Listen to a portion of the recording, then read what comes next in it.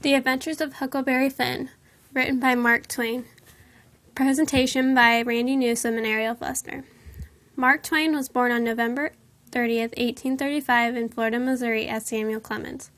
Later, he moved to Hannibal, Missouri, near the riverbanks of the Mississippi River. Hannibal influenced many of his stories, especially the towns along the river in Huckleberry Finn. He was often kept indoors until he was 9 years old, which led us to believe many of his stories reflected his childhood fantasies he never could play out. As a child, it was common for Clemens to see the violence and death. For example, at 10 years old, he saw a slave die from being beaten with an iron, and his father died when Samuel Clemens was 12 of illness. Clemens became a river pilot apprentice where he earned the name of Mark Twain. Mark Twain means it's safe to navigate along the river. With him being a river pilot, he knew the surroundings and the troubles along the river and added them to. For historical influence, Huck Finn takes place before the Civil War, which was pro-slavery. Twain's reason for writing Huck Finn was to reach out to readers to see how slavery ideology changed people by changing Huck's point of view as going farther into his journey with Jim. The book exposes the hypocrisy of the South and racism. Twain based the values of society in his town of Hannibal, portraying the South as violent and corrupt. Jim Crow laws at this time were established and slavery had ended, but racism was still there. Jim was soon to be sold off for money, showing slavery truly never ended. The Missouri Compromise of 1820 was in effect at this time. This allowed people to claim runaway slaves, which was what Jim was considered as. During their journey, Jim and Huck run into men who are looking for runaway slaves, but Jim is able to pass along and not get caught. The story begins as Huck Finn, the narrator, is being taken care of by two sisters, Miss Watson and Widow Douglas. One day, his father came into town and says that he is able to take care of him. Pap, Huck's dad, had left Huck alone to survive on his own while he drank. Huck then decides that he was going to run away from his father. A few days later, Huck goes down the river, escaping from his father's home. He reaches an island where Jim, Miss Watson's slave, who has also ran away because of his owner, is going to sell him off. At the time, Huck believed Jim was lower than him because of his race, but later changes his mind as they both build a friendship. On their trip down the river, they face many dangerous tasks. First, they come across a couple of robbers on a wrecked steamboat.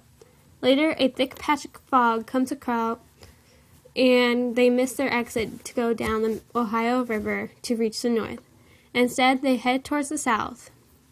They come across a couple of men who are looking for runaway slaves, but Jim is able to escape from being caught. The next night, however, Huck and Jim are separated by a steamboat accident, but soon are able to find each other. A few days later, they meet two men who say they are the King of England and the Duke. These men both cause trouble for Huck and Jim by selling Jim off to a local farmer. Huck is also able to find where Jim is at, realizing that the people who took Jim were Silas and Sally Phelps, Tom Sawyer's aunt and uncle. They mistake Huck for Tom, and he goes along with the mistake to get closer to Jim. Huck then finds Tom to tell him of his relatives. Tom agrees to help Huck rescue Jim and act as Tom's younger brother. Tom sets Jim free, and during the escape, Tom is shot. Jim sacrifices himself of being caught to help him. Later, Tom tells Jim that he has been free because Miss Watson has passed away. Huck, though, still afraid of going back to his father. That's when Jim tells Huck his father was the man in the river, and Huck, too, was now free. Characters. Huck Finn, the protagonist, had run away from his father down the river one day to escape the violence. He was a smart boy who knew how to survive on his own. He meets Jim, his old neighbor's African-American slave, on his escape. Before getting to know Jim, Huck was influenced by society, believing that slavery wasn't bad. Once getting to know Jim, he changes his thoughts on slaves and Jim himself. He thinks that they are just like whites and feels they should not be mistreated, even though this idea goes against society. Huck grows as a person while his relationship with Jim becomes stronger. When Jim is sold to a farmer, Huck goes to look for Jim and gets mistaken as Tom Sawyer. He goes along and is able to free Jim. Later, Jim tells Huck that he has nothing to be afraid of anymore because his father was dead. Jim is an African-American man who was a slave to Miss Watson. He had run away from her because he had heard that Miss Watson was going to sell him, even though she had promised him that she wouldn't. Huck and Jim meet on an island that they both had escaped to. They both get to know one another and build a closer relationship. Jim changes Huck's mind by showing him that African Americans are the same as any other person. When reaching Silas and Sally's home and meeting Tom, Jim is unaware that Miss Watson is dead and he is now a free man. Tom Sawyer. Before Huck's escape, Tom and Huck were good friends. When Huck returns, he meets Tom down by his aunt and uncle's home. Huck tells Tom that his relatives have mistaken him for Tom. Tom goes along with the mistake and says that he would act as if he were his younger brother Sid. Huck then tells Tom about trying to free Jim, and Tom agrees to help. They help Jim escape, but as they all tried to escape, Tom is shot in the leg. Later, Tom tells Jim he is a free man now because 2 months before, Miss Watson had died. Pap is Huck's father, who has been in and out of Huck's life.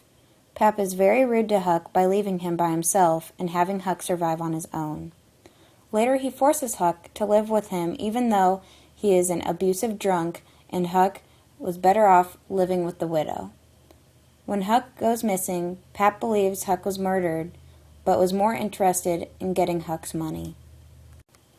Judge Thatcher was the local judge in St. Petersburg who looked out for Huck. Huck gives the money him and Tom had found to the judge in order for his father to not get his money. Widow Douglas and Miss Watson are sisters. Douglas takes care of Huck and feels that it was important for Huck to be educated and to know his facts to use later in life. Miss Watson was a strict woman and Jim's owner who had gone against her word and was going to sell Jim. The Duke and the King were poor con men who had met Jim and Huck along the river. They both had lied to them and tried to take advantage of both Jim and Huck. They joined Huck and Jim on their travel, forcing them to cooperate with their scams. Traveling down the river, the King and Duke caused trouble scamming towns out of their money, and in the end, they deceived Jim and Huck by selling Jim to get enough money for alcohol. As for setting, Twain sets up the setting as a parallel to his town Hannibal and the people's idea on slavery. Huck and Jim travel to Tennessee, Arkansas, and Mississippi, which are all southern states which caused struggles for the two because of race. Missouri was considered a frontier state during the time of the book, therefore more exploration, like Huck, was more common. The Mississippi River was a major part of transportation. Huck and Jim go along the river going farther south.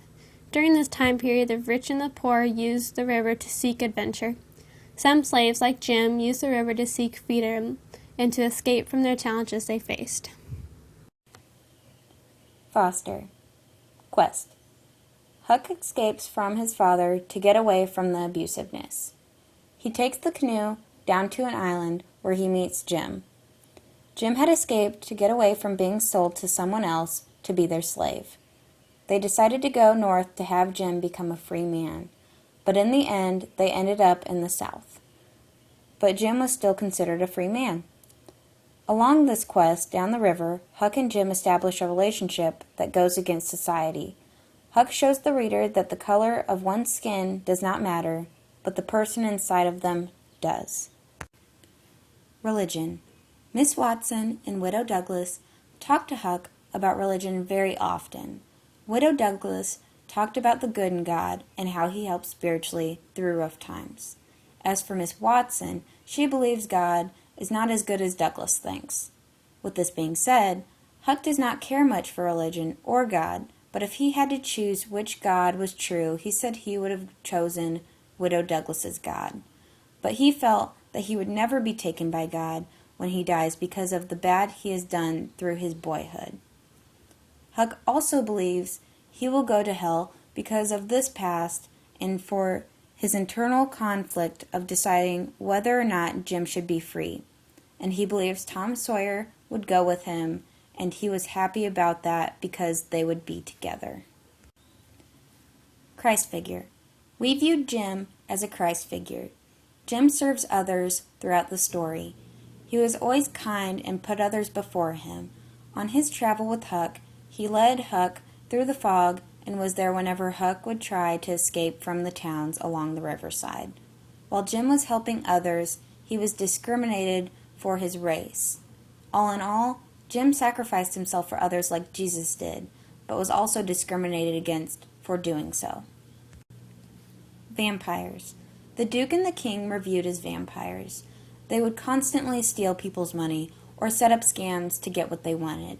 At one point, they tried to steal $6,000 from 3 orphan girls while acting like they were their long-lost uncles. They take advantage of others for their personal desires. The use of Shakespeare was very common in the book. When Huck and Finn come to Bricksfield, the Duke and the King set up a play to recite Romeo and Juliet as well as Hamlet. The Duke and the King are terrible at reciting plays, but their motive was only to rob people of their money by doing the play. As for violence, Huck had an abusive father who he was able to escape from. Pap was a drunk and took his anger out on Huck while he was drunk. The Grangerfords and the Shepherdsons had hatred towards one another and gotten into a dispute for unknown reason, and many people had died in the families. With weather, a fog comes about while Huck and Jim are in the river. They are separated from one another, having to be on their own. The frog represents a white society trying to keep Huck and Jim apart from each other, while it is against society's thoughts of slaves and whites being together. But Huck and Jim are able to come about and escape from it and be together. The social class was very significant in Huck Finn. Jim was considered the lowest part of society, being less than an animal. At the beginning, because of Jim's race and social class, Huck is not fond of him, but as their journey together progresses, they build a relationship, and Huck is able to realize it does not matter the color of someone's skin, but who they are inside, which was what Twain was trying to get across as his theme. Symbols. The Mississippi River is the main symbol in the book. It reflects Huck's changing personality and maturity. Huck was originally ignorant to the cruelty of slavery, but on his travel with Jim, he became aware of how awful slavery really is. At first, Huck viewed Jim as a joke, but soon learned that Jim is more than property, but is his friend. As for Jim, the river represented freedom. Jim had been a former slave, but escaped to the river to travel to the free states. The river also represented freedom for Huck. Huck had lived with a strict widow until his abusive father forced Huck to live with him. Huck could no longer handle his father's brutality, so he escaped to the Mississippi River. The river can also be seen as a safe haven for Jim and Huck. Every town the two run into, there was violence and absurdity. However, when they reach their raft on the river again, they can finally relax and travel towards freedom.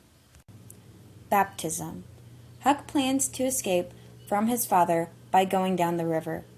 When doing so, he is taken over by water and is able to be set free from Pap. Once leaving from his guardianship, Huck leaves everything behind. He has started a new life along the Mississippi River and living his journey with Jim. Geography. The story takes place in St. Petersburg, Missouri, which was along the Mississippi River. At the time, Missouri was considered a frontier state and believed slavery was good. The Mississippi River at the time was used as transportation like Huck and Jim used it as. We had came across 3 themes in the book. Lying was one of them. Lying is a recurring theme throughout the book. Huck lies several times to the travelers, the same as Jim's life. However, the Duke and the King are frauds, and they lie constantly to deceive people of their money. Lying is not good, but Huck's lies are less severe because he is trying to help someone in need. Freedom was the next one that we had come across. If you do not get anything out of Huck Finn, please understand that this book is about retaining freedom. At this time, slaves were beginning to vote, get jobs, and live on their own. Jim had escaped from being a slave to travel to free states, while Huck had escaped from his abusive father to experience adventure. Black or white, the story revolves around obtaining freedom. Racism was the final theme that had come about. Racism is another idea to the main story. African Americans were finally able to have rights and become citizens. In the beginning, Huck's father talks about how he was going to vote, but he saw a civilized African American voting. Huck's father refused to vote, realizing that property could vote. Throughout the story, Huck struggles to accepting Jim as a friend or property. He knows that Jim is excited about being free, but Huck feels it's wrong keeping Jim from his owner. At the time, African Americans were viewed as property, not humans. Voice elements. Diction. The author uses improper language to portray realism. His purposely misspelled words and used slang terms to show lack of education. Several times the characters would use the word learned instead of taught. The language of the time was extremely different from what it is now. However, the language gives a true feeling of how people lived at that time. Imagery. The writer really focuses on the relationships and the emotions of the characters throughout the book. Huck explains every step of his adventure, the people, the weather, and the scenery. The relationship between Huck and Jim grows as the story goes on. The relationship is very relatable to everyday life, for we experience everlasting relationships as we get older. Syntax. For syntax, it is very similar to diction by the way it is structured. It is very improper and difficult to read at times. It gives a real feel for the time period and portrays how the characters were uneducated. You can tell when Jim talks, the syntax is much more out of order than when Huck talks. If this were to be portrayed in today's sentence structure, the writing style would be much more formal. But by having this done, the culture that is put into the novel by the language would be lost. Tone. There are different tones throughout the novel. The main tone was the sense of urgency. The entire book, Huck is trying to escape his old town while keeping his new friend Jim safe. The intensity of trying to not get caught and escape to freedom is primitive throughout the story. There are also several pickles that they get caught in on their travel that add to the mood of the story. There were 4 literary devices that we came across: onomatopoeia, sarcasm, simile and metaphors, and foreshadowing. Onomatopoeia was the first one. Throughout the story, Mark Twain uses noises to portray the real effect of what's actually happening. Most of the time along the river, the sounds were plunkety-plunk, plunkety-plunk. The second literary device was sarcasm. In the beginning, Huck's father is talking about the government and how freed slaves are receiving rights. He disagrees with the idea and he says, "Oh yes, this is a wonderful government, wonderful." He used the saying of the government is great when he truly thinks it's awful. The next literary device is simile and metaphors. Many of the times in the story, similes and metaphors are used to depict true pictures of Huck's adventure. When he meets a beautiful young lady, he usually compares her to something else that is considered beautiful. When he visited the circus, he can describe the circus woman by saying, "And she is looking like the most loveliest parcel," on page 111. Foreshadowing was the last device and was one of the most important throughout the novel. On the night that Huck's father returns to St. Petersburg, Huck goes to Jim to talk to him on what may happen with Pat while he's in town. Jim talks to the hairball, which he believes in superstitions. He talks to the ball and tells that Pap is in great danger of dying in water. Later, while Huck is on Jackson Island, he finds a man shot dead floating in the water. Huck does not know who he is, but he wonders about it on his journey. At the end, Jim tells Huck that the man in the water was him. Jim's superstition in a way came true like a fortune teller. Jim was able to tell the future about Jim's father, and now Huck was free.